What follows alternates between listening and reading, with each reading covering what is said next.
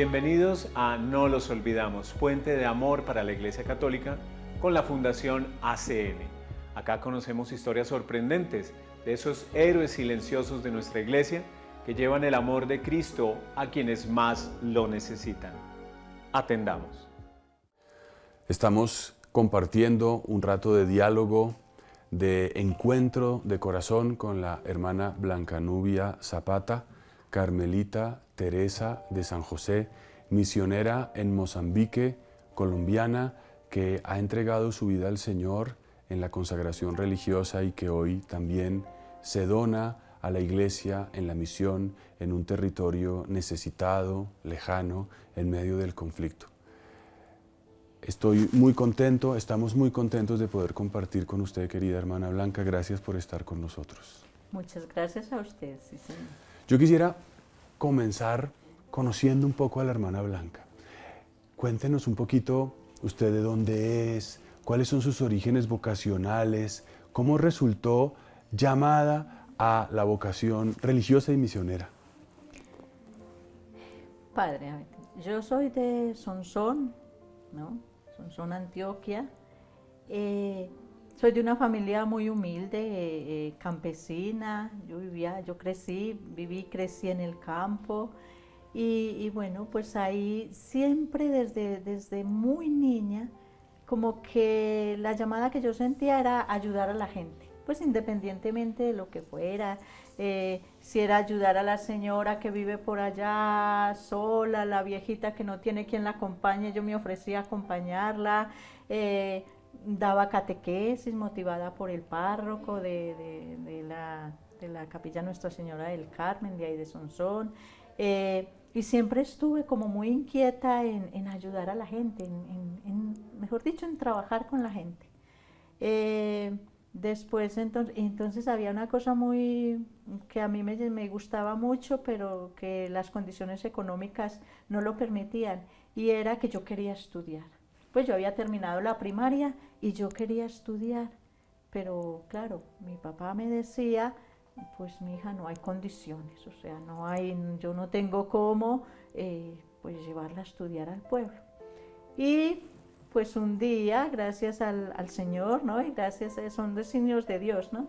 Entonces aparecieron las Carmelitas Teresas de San José en una misión en la parroquia, y entonces llamaron a los catequistas de las veredas, y yo pues ahí la primera como catequista, y bueno, y ahí conocí a las hermanas, y me acuerdo mucho que hubo una hermana que me dijo: ¿usted está estudiando? Y yo le dije: no, yo no puedo estudiar porque pues no hay condiciones económicas. Dijo: no, usted lo primero que tiene es que ponerse a estudiar. Yo voy a hablar con el párroco. Bueno, esa fue la situación esa, y ya entré a estudiar en el pueblo. Fui la primera interna del hogar que fundaron las hermanas allá, las Carmelitas Teresas de San José. Y bueno, me entré a estudiar, entré con ellas porque no había dónde vivir, sino ahí mismo en el internado, y ya me quedé para siempre. Vaya, qué maravilla. Y usted dice que esa parroquia se llamaba, o la capilla Nuestra Señora del Nuestra Señora Carmen. del Carmen. Siempre ha estado acompañándola. Siempre, siempre. La espiritualidad carmelitana siempre ha sido como mi, ¿no? Esencia. Como mi identidad. Y bueno, la de toda la familia, y yo creo que la de los sonsoneños en general, porque es que somos unos amantes de Nuestra Señora del Carmen, pues a morir, ¿no? Y entonces Y la vocación misionera, el ir a países lejanos, ¿cómo aparece en ese contexto ya de vida religiosa? Bueno, entonces cuando yo era novicia, empezamos a oír que la congregación estaba pensando en hacer presencias en África, siendo yo novicia. Y yo pues ahí toda lanzada le escribí una carta a la superiora general diciendo que yo me ofrecía, pero claro, yo apenas era novicia, entonces que yo me ofrecía a ir a África. Y entonces me acuerdo mucho que la superiora general en una bella carta me respondió: muchas gracias, y ya lo tendremos en cuenta para cuando llegue el momento. Y entonces ya después, ya mucho después de estar en varios destinos, en varias obras, pues finalmente en el 2003 pues me propusieron de ir a Mozambique, porque iban a abrir una comunidad allá, y entonces escogieron 4 hermanas y bueno, nos fuimos a prepararnos un año a España y después nos fuimos, y desde el 2004 entonces estamos en Mozambique. O sea que ya va a ajustar 20 años en el continente africano. ¿Dónde queda Mozambique? A los que no conocemos el África, sitúenos un poco geográficamente y quizás también que en Mozambique, sabemos que en el África está el desierto del Sahara, que también hay selva, que están los leones, digamos dicho de una manera muy simple. ¿Dónde está Mozambique y qué es ese país? Bueno, Mozambique es un país que queda en el sur de África. Es un país lusófono, quiere decir que se habla la lengua portuguesa, porque es colonia portuguesa, y es un país que está en toda la zona costera, o sea, en los límites con Tanzania, ¿no? Entonces se baja, ahí está Kenia, ahí está Tanzania y Mozambique, y después ya sigue África del Sur por la zona costera. Es un país que cuando nosotros llegamos en el 2004, cuando las Carmelitas Teresas de San José pisamos tierra mozambicana, estaba clasificado como el 3er o 4.er país más pobre del mundo. Hemos avanzado un poco, ¿no? Creo que ahora está en el 10.º lugar, ¿no? Pero... ¿Y eso qué significa en términos de su vida diaria? ¿Cómo se experimenta ese atraso y esa pobreza en este país? Bueno, a ver, remitiéndome al origen de cuando nosotros llegamos allá, una de las cosas que a mí me impresionó y a mis hermanas también, entonces, era el grado sumo de pobreza que se vivía allá. Era como sentirse de alguna manera, y lo digo con mucho respeto, ¿no? Y con mucho cariño, pero era como sentirse en el reverso de la historia, como que a uno le parecía mentira que todavía hubiera personas que tuvieran que vivir pues como vivían ellos, con casi nada de los derechos básicos, ¿no?, cubiertos, una precariedad, una cosa bastante fuerte. Pero sin embargo, claro, acababan de salir de la guerra de independencia y después de una guerra civil que fue muy fuerte, entonces el país estaba semidestruido.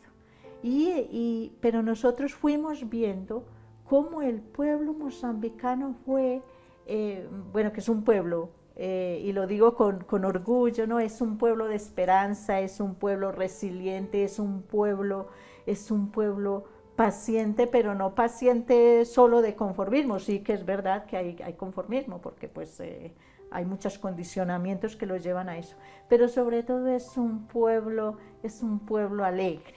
Yo cuando el Papa Francisco dice, ¿no?, que mantengamos la alegría y todo eso, digo yo, es que el ejemplo son los pobres de estos lugares, en donde les pasa de todo y todavía dan gracias a Dios. Y hermana, antes de esa pregunta me parece maravilloso ese tema ya de la realidad humana, ¿no? Pero digamos, el lugar donde usted estaba, yo quiero intentar como situarnos, imaginarnos bueno, dentro de lo que cabe. Es desierto, hay selva, usted me dice que está en la costa, entonces hay playas. ¿Cómo es un poquito la geografía del país?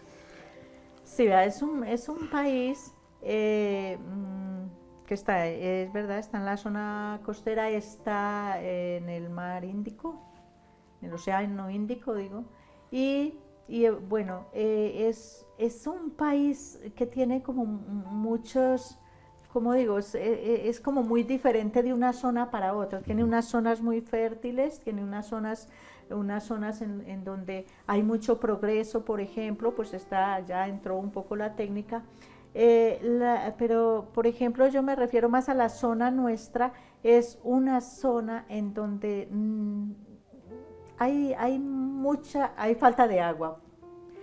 En Mozambique llueve solo 3 meses al año, lo que nos obliga por ejemplo, a las instituciones que teníamos, ya más adelante seguramente que vamos a hablar de eso, que teníamos, por ejemplo, internados.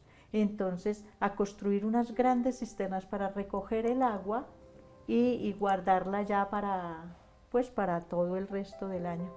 En algunas zonas no tenemos terrenos muy productivos precisamente por eso, porque no hay agua.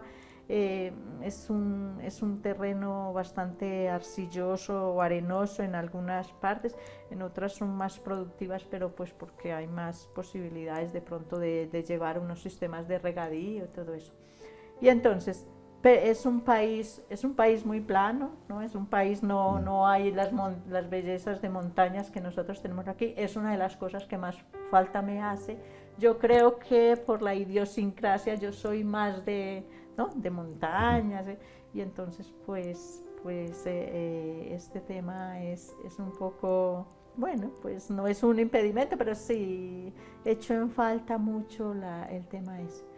Hay una gran deforestación porque Mozambique es un país que también es azotado por muchos ciclones, huracanes, todo esto. Toda esa zona del canal de Mozambique, toda esa zona, al ser un país costero, pues toda esa influencia de los cambios climáticos han tenido una grande influencia en Mozambique y en esa zona costera. De hecho, nosotros en el 2018 tuvimos un ciclón llamado Kenneth que nos destruyó todo lo que habíamos construido. Es más, nosotros habíamos visto un progreso enorme, digo enorme entre comillas, ¿no? Porque si lo pensamos en estos parámetros, pues eso no es nada, pero en los parámetros de allá habíamos tenido, nosotros vimos llegar la energía, que además es que la energía llegó ayer, o sea, en 2015. Entonces, en 2014, 2015 es que nos llegó la energía. Llegó el banco, llegó la telefonía móvil, todo eso nosotros vimos.